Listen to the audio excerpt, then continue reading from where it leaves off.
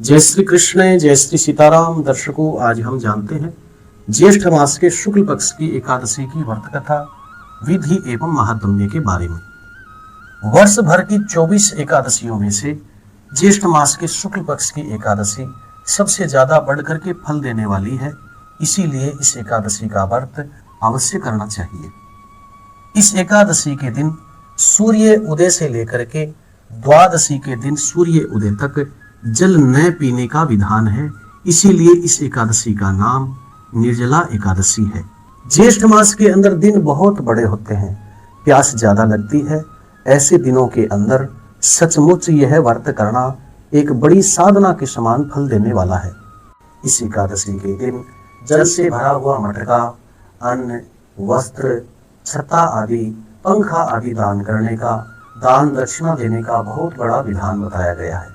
इस एकादशी की कथा सुनने मात्र से अश्वमेध सहस्राणि वाजपेयी सतानि च एकादशी कथा श्रुत्वा श्रोता फलवान भवेत्, अर्थात 100 अश्वमेध 1000 वाजपेय यज्ञ करने और कराने से जिस फल की प्राप्ति होती है, वही फल इस एकादशी की कथा सुनने मात्र से प्राप्त हो जाता है। आइए कथा के बारे में जानते हैं। सोनकादि 88,000 ऋषियों ने एकादशी की कथा सुनते हुए सूत जी से पूछा, आनंद में भाव विभोर होकर के, कि हे ऋषिवर, अब आप हमें ज्येष्ठ मास के शुक्ल पक्ष की एकादशी के विषय में बताइए। इस एकादशी का व्रत किस प्रकार से करना चाहिए। सूत जी कहते हैं कि हे ऋषियों, एक दिन कुंती पुत्र भीमसेन भगवान वेद व्यास जी से कहते हैं कि हे पितामह, भ्राता युधिष्ठिर, द्रौपदी, अर्जुन, नकुल, सहदेव आदि सभी एकादशी का व्रत करते हैं और मेरे से भी एकादशी का व्रत करने के लिए कहते हैं। मैं उनसे कहता हूँ कि हे भाई, मैं भगवान की भक्ति पूर्वक पूजा कर सकता हूँ, उनकी कथा सुन सकता हूँ, परंतु मैं भूखा नहीं रह सकता, क्योंकि मेरे पेट के अंदर वृक नाम की अग्नि है, जो ज्यादा अन्न खाने पर ही शांत होती है। इसीलिए मैं व्रत नहीं कर सकता। इसीलिए हे पितामह, आप मुझे कोई सरल सा ऐसा व्रत बताइए जिससे मुझे समस्त एकादशियों का फल प्राप्त हो। इस पर भगवान वेद व्यास जी कहते हैं कि हे भीमसेन, तुम्हारे भ्राता युधिष्ठिर, नकुल, सहदेव, अर्जुन आदि सही कहते हैं, क्योंकि एकादशी के दिन अन्न नहीं खाना चाहिए। यदि तुम नरकों से बचना चाहते हो, नरकों को बुरा समझते हो, स्वर्ग जाना चाहते हो, स्वर्ग को अच्छा समझते हो, तो एकादशी के दिन अन्न नहीं खाना चाहिए और तुम भी ना खाया करो। इस पर भीमसेन कहते हैं कि हे पितामह, मैं एक दिन तो क्या, एक समय भी भोजन किए बिना नहीं रह सकता, क्योंकि मेरे पेट के अंदर वृक नाम की अग्नि है, जो ज्यादा अन्न खाने पर ही शांत होती है। अगर मैं कोशिश करूं, प्रयत्न करूं, तो वर्ष भर में एक एकादशी का व्रत कर सकता हूं। मुझे उसका नियम आप बताइए। इस पर वेद व्यास जी कहते हैं कि हे वायुपुत्र, बड़े बड़े ऋषियों ने, महर्षियों ने बहुत सारे शास्त्र नियम बताए हैं, जिससे बहुत ज्यादा धन खर्च होता है, परिश्रम होता है, परंतु जो शास्त्रों का सार है वह मैं तेरे को बता रहा हूं कि कृष्ण पक्ष और शुक्ल पक्ष की दोनों एकादशियों को अन्न नहीं खाना चाहिए। मनुष्य को व्रत अवश्य करना चाहिए। व्रत करने वाले मनुष्य को स्वर्ग की प्राप्ति होती है। वेद व्यास जी कहते हैं कि हे भीमसेन, वृषभ और मिथुन की संक्रांति के बीच में, अर्थात ज्येष्ठ मास के शुक्ल पक्ष में जो निर्जल एकादशी आती है, निर्जला एकादशी आती है, उसका निर्जल व्रत अवश्य करना चाहिए। इस एकादशी के दिन स्नान करते समय और आचमन करते समय यदि मुख में जल चला जाए तो दोष नहीं लगता। आचमन करने से शरीर की शुद्धि होती है। आचमन के अंदर 6 मासे से ज्यादा जल नहीं लेना चाहिए। 6 मासे से ज्यादा जल मद्यपान अर्थात शराब पीने के समान फल देता है। इसलिए इस दिन निर्जल व्रत करना चाहिए। भोजन नहीं करना चाहिए। भोजन करने से एकादशी का व्रत जो है वह नष्ट हो जाता है। यदि कोई सूर्य उदय से लेकर के सूर्य अस्त तक पूरे दिन जल न पिए तो उसे 12 एकादशियों का व्रत करने का फल प्राप्त होता है। एकादशी का व्रत करने वाले को द्वादशी के दिन सूर्य उदय से पहले उठना चाहिए। स्नान इत्यादि करके भगवान का पूजन करना चाहिए। पूजन करने के बाद में भोजन बना करके सबसे पहले भगवान को भोग लगाएं।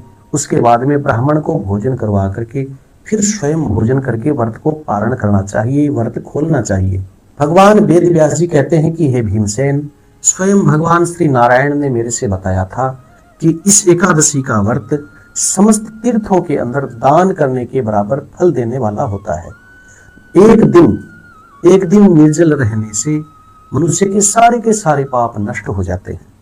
जो मनुष्य निर्जला एकादशी का व्रत करते हैं उनको मृत्यु के समय भयानक यमदूत नहीं दिखाई देते, अपितु भगवान नारायण के दूत आकर के उन्हें पुष्पक विमान में बैठा करके स्वर्ग में पहुंचाते हैं।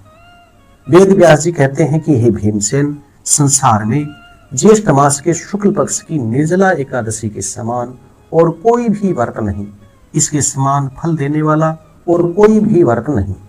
अतः प्रयत्न पूर्वक निर्जला एकादशी का व्रत प्रत्येक मनुष्य को अवश्य करना चाहिए। इस दिन ओम नमो भगवते वासुदेवाय, ओम नमो नारायणाय या अपने गुरु के द्वारा दिए गए मंत्र का उच्चारण करते रहना चाहिए, जप करते रहना चाहिए। इस दिन गौदान भी करना चाहिए। यदि किसी की गौदान करने का समर्थ न हो तो इस दिन गाय की सेवा करनी चाहिए, गाय को हरा डालना चाहिए, गाय को गुड़ इत्यादि खिलाना चाहिए।